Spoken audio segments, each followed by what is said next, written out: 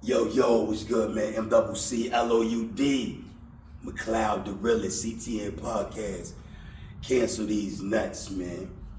And for all y'all that's new here, so let me let you know, it's real talk here. This ain't your average podcast.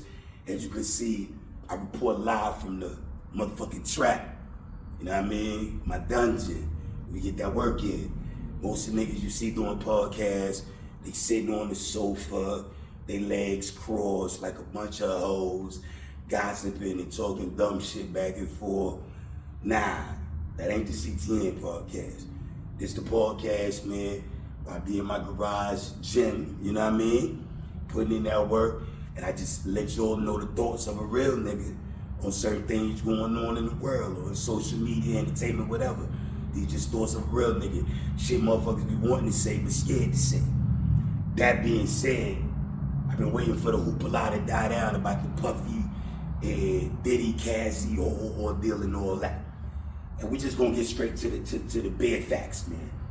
All right, Cassie dropped a lawsuit alleging all these things went down with Puffy. Now, first and foremost, we're never gonna defend Puffy. Puffy's been a fucking creep and a fucking, charlatan and a shiesty motherfucker since the 90s. You know what I mean? You've been hearing stories about Puff, fucked all his artists, all of them died broke, went to jail, ran a religion, whatever. You know what I mean? Heard he orchestrated the hit on Pop, orchestrated the hit on Big, you know what I mean? So he would be the last man standing to get paid, and then Jay-Z could get promoted because Big was out the way. We've been hearing those rumors, y'all call them conspiracy theories for years, so that's neither here nor there. So we've been known Puffy's not per se a good guy, and we've been known that. But let's just get down to the facts of this case. Why would Cassie wait all this time to come out and finally tell the truth? Now this is my perspective, and I don't give a fuck how nobody feel about it. Cassie is not a victim in the traditional sense. Now, when I say traditional sense as a victim, that means somebody that was snatched up off the street, blindfolded, gagged, tied up, and forced to do sexual acts and taken against their will. Cassie isn't a victim because she signed up for this shit. No, people gonna say, oh, well, nah, you can't tell me how to look at shit. Truth is the truth. Yeah, she was 19, yeah, she was young, but like a lot of young women out here, unfortunately, they be out here being fast, being the hoes, chasing old niggas with money until they get caught up in some fucked up situation like the one Cassie got caught up in. And when we try to tell you on these podcasts, you shouldn't be moving like that, you shouldn't live like that, women can't do this, women can't do that, we get nothing but backlash. Saying, well, women can do what they want to do, da-da-da. Well, Cassie was 19, legally grown-ass woman, able to make her own decisions and do what she wanted to do. Now, let's do the history and the backstory. Cassie was with Ryan Leslie before she got with Puff. Puff took her from Ryan Leslie because at the time, Ryan Leslie really couldn't do shit for her career. But Puff was the man. He's in position. He can make her shit pop. So at 19, Cassie knew what the fuck she was doing, leaving Ryan Leslie and getting with Puffy, because Puffy was gonna be the one gonna put her in position, being that she really ain't had no talent. Let's be clear, Cassie cute and all, but she had no talent. Let's keep it a buck. So, Puffy was the master of making motherfuckers with limited talent or no talent at all look like superstars. That's what Puff did. You know what I mean? That was his gift right there with the whole Bad Boy label. So then everybody wants to bring up Kim Porter. All right, let's do Kim Porter's history. Word on the street, go look it up. They say Kim Porter, Al B. Sure was married.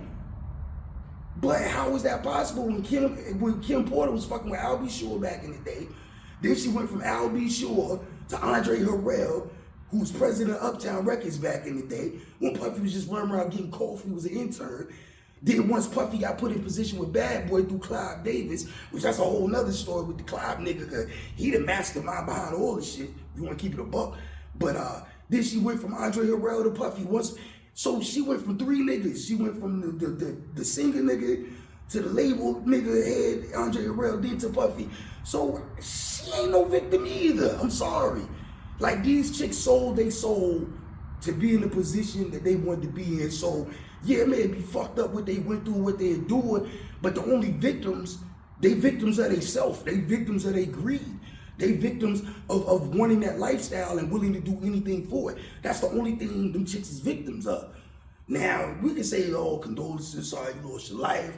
You know, sorry that, you know, Puffy had y'all getting passed around and gangbanged by BBCs and y'all was getting beat up and, you know, tricked off and prostituted to niggas in the industry. I mean, yeah, we're sorry all that happened to you, I guess.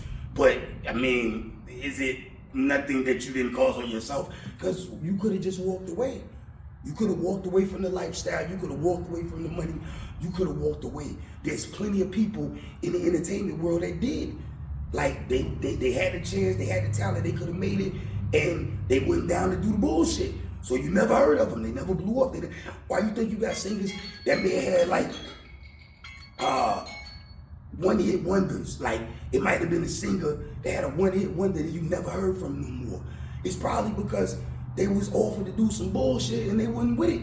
So they gave up on their dream. But if you have others that didn't even have the talent, they wanted that shit so bad to where, hey, I'm willing to do anything, be down for whatever to make it happen. And that's what they did. So I don't consider them chicks victims. Now you fast forward, why you think Cassie come out now? Personally, I definitely think she was being vindictive. I definitely think she was salty because Young Miami, Caresha Please, whatever she called herself, she came to be everything that Cassie thought she was going to be. Like Puffy did for her what he promised Cassie and never did for Cassie. But again, when this was going on, before these allegations came out, y'all was praising Young Miami. Caresha getting her bag. Remember, we go together, but we ain't together. And y'all was praising that. The age difference, her being young and being an older man. Why? Because he had money and she was getting set up. She was getting the bag. Y'all was applauding. Now these allegations come out. Now it's like, oh, Cassie was too young. And man, y'all full of shit. Y'all flip-flop too much. You know what I mean? Give the real victims their just due for being victims. Like, if you were kidnapped and taken against your will, you're a victim.